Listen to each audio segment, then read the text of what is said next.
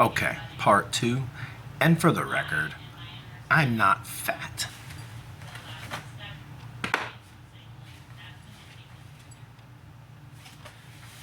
I'm not fat.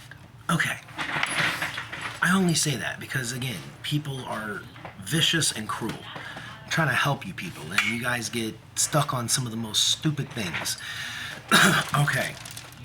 So, as we were talking about before, the adversary, right, all a lot of their components. Now, I want to give you again perspective on something.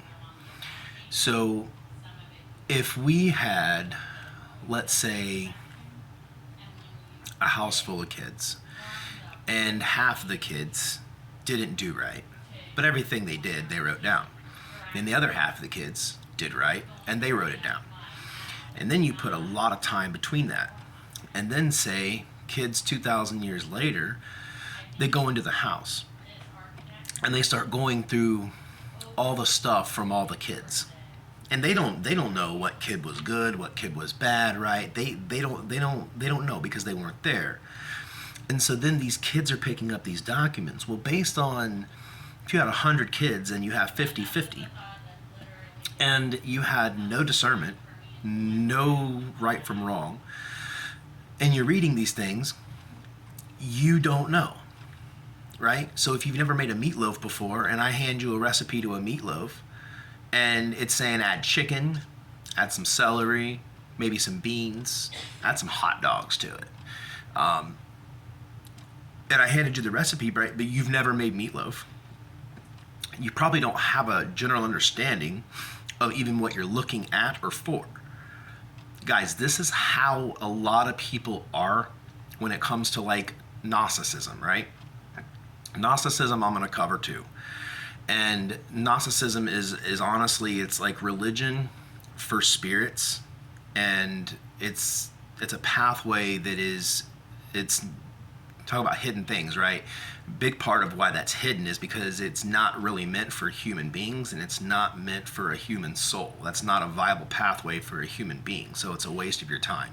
It's like trying to make meatloaf, but you don't have ground beef. All you have are hot dogs and chicken. If you try to make a meatloaf, it's going to be pretty damn nasty. So instead, right, fry some chicken or get a bun and some ketchup.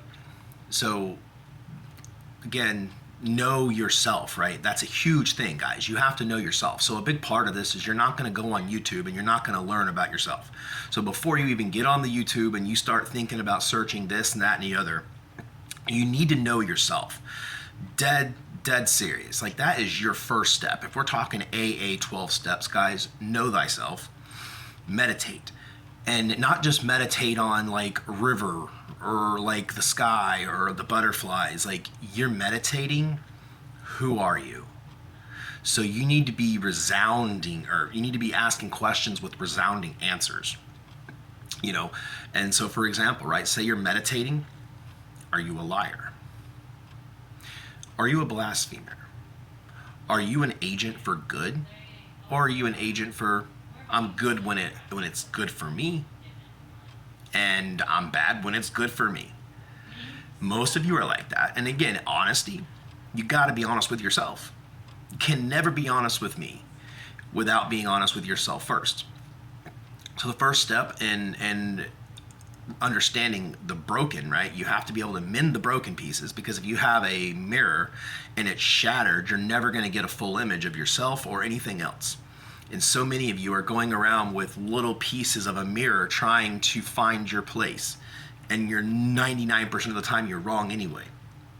So you've got to put the mirror back together and then look at yourself in that mirror.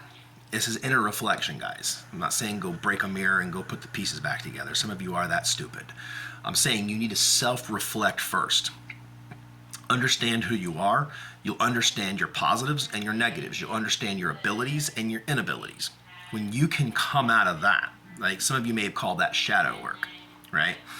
And again, that bell curve, right? You're spiritualist, like, oh, you got shadow work. Oh, you got shadow work. You need to shut up. Right? But it's self understanding of thyself. Okay, so Gnosticism, right? If you have fallen angels, right, spirits. So there's another trinket for you. So if you have spirits that are on plane, their goal is they're trying to get out of. So again, their path is going to be different than the regular human path. Now there are good spirits and there are bad spirits, right? Just like there are good trees to eat from, and then there are trees that I say don't eat from. These are for reasons, guys. And so moving forward in your path, right, you have to understand yourself. Then when you understand yourself, then you're going to find the direction you need to go in, and then you'll be supported. Hopefully it's on the side of the good, side of the light. But so Gnosticism is for basically fallen angels to regain a path at least into the realms. It's not something I did. It's not something I created.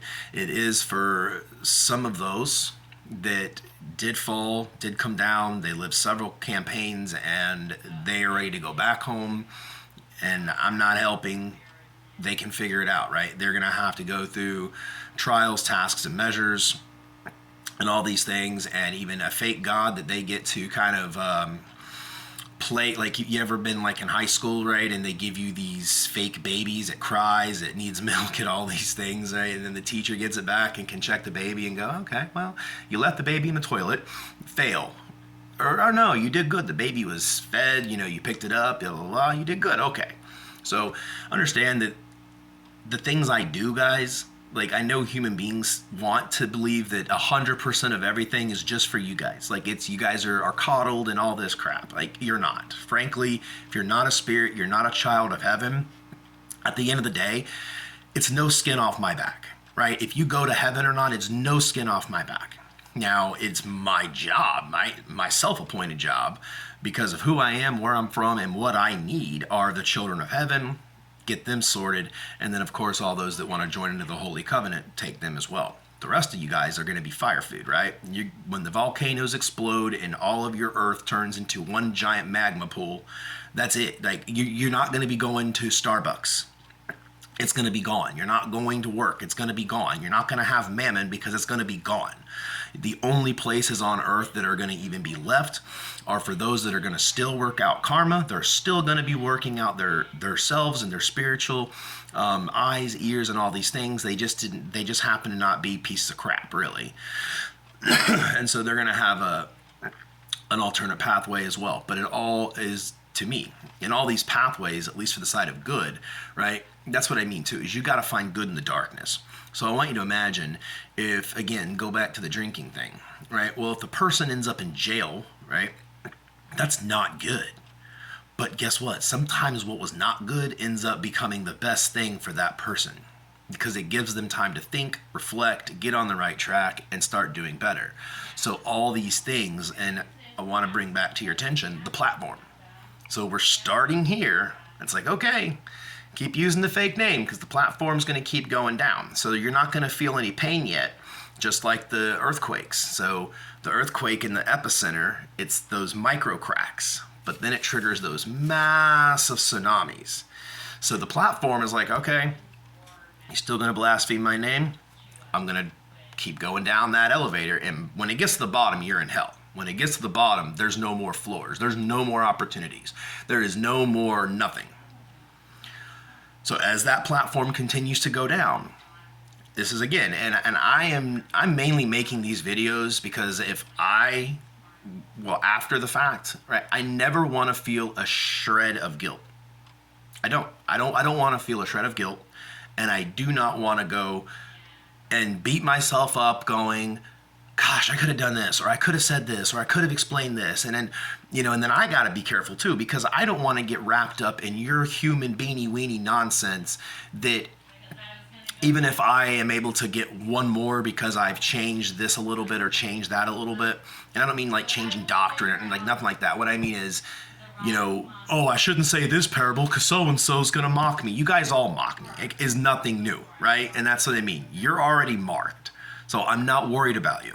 If you had eyes to see and ears to hear, if you were a spirit and you could go into the realms and you could look down and you walk around and you talk about people who have the mark of the beast or people who have my name sealed in their minds and heart, guys, it would be like, if you ever seen the movie from the 90s, The Frighteners, right? When Michael J. Fox is seeing these people with numbers on their foreheads and he's the only one that can see them, and the person's like, fuck off, man. I'm gonna go do this. Oh, and then he, boom, gets taken. So not unlike that, right? Very similar. So that's what I mean. Like when I'm telling the Jesus people, like you guys are marked. You literally already have the mark of the beast written on your heart and your mind. Are you going to drop your pride, your ego, your money, your congregations? Are you going to say, F it, I'm going into hibernation. I'm going to clean myself. I'm going to come to a realization of who the Father is, where heaven belongs, and where you're going to go. Because if not, you're already marked. You're already marked. And I'm telling you, there is no eternal life after that. You're literally going to be fire food. And then the thing is, it's going to be highly uncomfortable. I mean, guys, I want you to understand that imagine being a pen and never having anything to write on. The pen is useless. Without paper, there is no pen. The pen shouldn't even exist because there's no paper to write on it. The paper is essentially the pen's purpose. And that's the key, right? Is not only purpose, but it's having that discernment. You need to get discernment. You're only going to have discernment when you can have the power of the Holy Spirit, when you're attached and you're connected. That's your saving grace, right? But you're never going to have that saving grace when you're conjuring demons, you're appeasing man, you're man worship, you're literally doing stuff for numbers, for subscribers, for people, for man worship, for glory. You get propagated with monies and ads and all this other crap. And at the end of the day, your measly little life, say you made 120 years.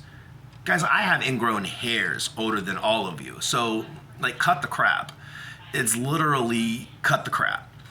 And as my patience begins to wane, and it is, I'm going to be getting more and more serious, and I'm going to start throwing the thunder. I'm going to start throwing the thunder, and it's going to really rattle some cages. And then we'll see these things sway, right? Because it's so funny. Because during the judgment fires, oh, we love God. Oh, we love Yah. Oh, we love Yahweh. And then the fires pipe down. And then the little demons start coming out of their cubby holes. And then they're comfortable again. Well, guess what? Your houses are going to be toast. Your vessels are going to be frozen. I mean, I hope everyone's really enjoying the cold. Because this is pretty much your reprieve. I brought the cold for a few reasons. One, Mr. Trump needs to be in office, and he doesn't need to be attacked, harmed, or harassed. All right? So, keeping the cold, it keeps a lot of those protesters at home. It keeps a lot of people that are otherwise violent at home. It keeps a lot of people at bay when they're dealing with slippery roads, lots of snow, and it's really cold. All right? It's a cheap trick. There you go. But then once it warms up, right, and things heat back up, just like overseas in Israel right now. There's a few little spats, this and that and the other. But once the heat gets turned back up on there, it will, right? Once the heat gets turned back up into Russia, it will. Once the heat's turned back up in Taiwan and China, it will. All these things are birthing pains. That's true. So again, I want you to understand that you're all on that platform, and at any time, you can step off that platform and go, okay, I'm willing to mentally, in the heart, in the mind, and in my flesh, reconcile myself with heaven, repent my sins, come to the Father with an open heart, and then remain, read your Torah, read the stories for encouragement. And again, even if it's a lonely path, at least you're on the straight one, and then you'll be grouped together with like-minded individuals and saved individuals in this life or the next. That's your promise to hold on to. Right, I'll make sure you have a spirit. You have my word. And likewise, those who, again, they're like the toddler or the children, right? And so dad comes home and I'm looking at my kids, and my one kid is rotted teeth everywhere. And I'm like, what the hell happened to you? Well, Aunt Demon came over and told me to eat all the candy I wanted, and I'm happy with it. You're happy having no teeth? Yep, I'm really happy having no teeth, because you know what? It was so sweet on my lips. Do you see how much candy I ate? And it's like, well, you don't have the discernment to even understand that These are long-term problems that you're going to suffer as an adult, right? And that's what I mean. A Jesus freak is going to then get false teeth and go, thank you, Jesus, for giving me false teeth. Like, you guys are so stupid. You're really stupid. It's sad. But it's true. At the end of the day, like, you guys are what you are. And if you weren't what you were, then my true people, my spirits, my angels, like those who are approaching the right way, wanting a spirit, wanting to be in holy covenant with me, you know, I need you idiots, because I need to prove that, hey guys, I need you to stand on the outside of the nonsense, and I need you to look in and see the nonsense. Because the good kids are gonna, again, so imagine you're good kids that are like, don't eat that many sweets because you're gonna rot your teeth. Brush your teeth before bed. Make your bed when you wake up. Don't disrespect father or mother. You know, father has a list of chores. We do our chores, and guess what? He spoils us. You know, he takes us out to dinner. We go to the movies. We go to, you know, race go-karts. We do all these things. We don't have to lift a finger. Father pays for everything. We live in a mansion, a beautiful castle. We have unlimited land. You know, all these things that Father does, and he doesn't ask much. He's saying, brush your teeth, because we don't want to have teeth problems in the future. He's saying, you know, wear clean clothes, because why would you wear dirty clothes when he's constantly doing laundry for you, right? Why are you going to go and pick up drug habits when you don't have a life to be depressed over to start doing drugs in the first place? Like, leave all the bad stuff alone. Trust Father, and he's gonna, he is it, right? He's the Alpha, the Omega. He's providing everything for us and always will. That's the human being, right? And the thing is, then you ask yourself, well, I want to be higher than God. I'm God too. I can do all these things. Okay, fine. That's you, right? So then you're not coming to my home. You're not coming to heaven. Then you get what you get, right? So you want to be a little God. You don't have an ability to create anything after your own life. So therefore, you can craft your very small life and however way you want to do it. And when your number comes up, you're roasted. That's it. Like, you're done. You guys mean about as much to me as that little piece of cardboard that came off of the tape on the packing moving box the first time you moved, and now it's 1,000 years later. Like, you mean nothing. Like, who is ever going to remember the little corner of the cardboard box that came off on the piece of tape on the very first box that you unpacked, right?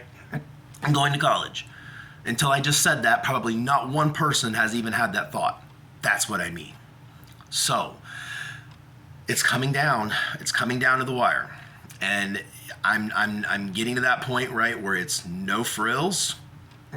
And we're gonna keep marching down this lane, but discernment, guys, like, you've got to get discernment. And at the same time, you know, there are so many little cults, like, which is really ticking me off too, because you guys are driving me crazy. Like, you have the cult, like, let's say the cult was all around this mug, and they're all fighting with each other, going, "It's a coffee mug, you moron. It's a cup. Oops." It's a cup. It's not a coffee cup. Or, you know, tea belongs in it, not juice, like, whatever. Like, and everyone's calling it either a cup, right, or a coffee cup, or, you know, a juice holder. It's a chalice, like, whatever. It's just, what my point is you guys are all using, you know, you're all talking about the same character, but yet you're getting hung up on, like, you're getting hung up on the details that don't matter as opposed to where they do matter, right? Like, if we had the Little Mermaid movie and someone's like, hey, do you remember that movie with the redheaded mermaid, and, you know, she does this, she has the crab as a friend, she has the seagull, her dad's like King Triton and all that. Well, if anybody's ever seen it, they go, oh, the Little Mermaid, right? Okay, well, that's the one name. That's the title, right? That's the official title, just like me. Like, I am my official title, but somebody could use descriptive words to describe the Little Mermaid. Oh, the half fish, half woman? Yeah, okay, right? And then, of course, right, human beings. And I'm not saying this in a race way, but I mean, like, the devil, like, what they would do is, well, you know, she was iconic for red hair. Let's give her black hair. People knew her as the white mermaid. We're going to make her black. People think she had a crab as a friend. We'll make it a lobster. Oh, her dad was King Trident. We're going to make her dad the devil. Like, that's the devil, right? They're all the little demons. And most of you are like little demons. You really are. You're little thriving, conniving little demons. And you're all going to be toast. But that's what you do, right? You change this, you change that. Then you give it time, let it soak, let it all this. And then eventually it becomes what is known, what is teach, what is taught, and you literally have bred my entire earth full of abominations, demons, and you call it good. And then the few righteous souls are so effing confused, they can't find their way out of a frickin' sock at this point. And then they're so beat up and traumatized by all your bullshit that they can't even find me.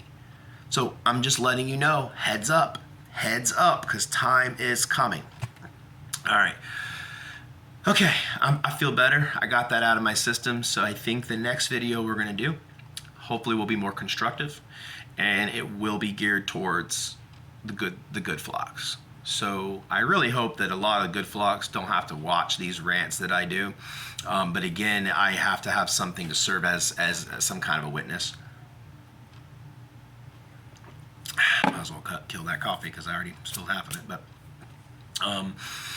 and then I'll see if I can't try to integrate some other things, because I really want some folks to get a hold of this stuff, get it really in their heart and their mind. And the thing is, I would really like for people to step out of being coy, right? Step out of your fear, step out of your mental prison. And this is another thing. You know, you guys think for some reason that if you accept me and you don't accept that the Jesus coming down and parting the skies and then sucking all the souls up and all this nonsense, I want you to understand, if it hasn't happened in the history of your planet, thousands of years, guys, thousands of years, and it's never ever happened, and things are on a cycle, think about that. Who is selling you a fake dream versus who is giving you a real option? That's what I want you to think of, okay? Because if it never happened, that's what I mean, right? Think of the pattern. If all these things are cyclical and cycle, why would the fake name do something completely different at this time in the earth? It wouldn't, right? And if it would, it's going to coincide with truth. It's not going to coincide with one-offs, because a lot of people are hedging their bets on the one-off. And it's like, instead of you being a good person, like you're a righteous person, but yet you can't get truth in you, you're still useless to me. You're still opposing me. And I mean, think of your own governments, right? If you constantly are breaking the law, or you're doing this or you're doing that, right, eventually it catches up with you. And that's what I mean, right? All this nonsense is going to eventually start catching up with all of you, because again, you're standing between me and that one sheep. So I've got my 99 back here.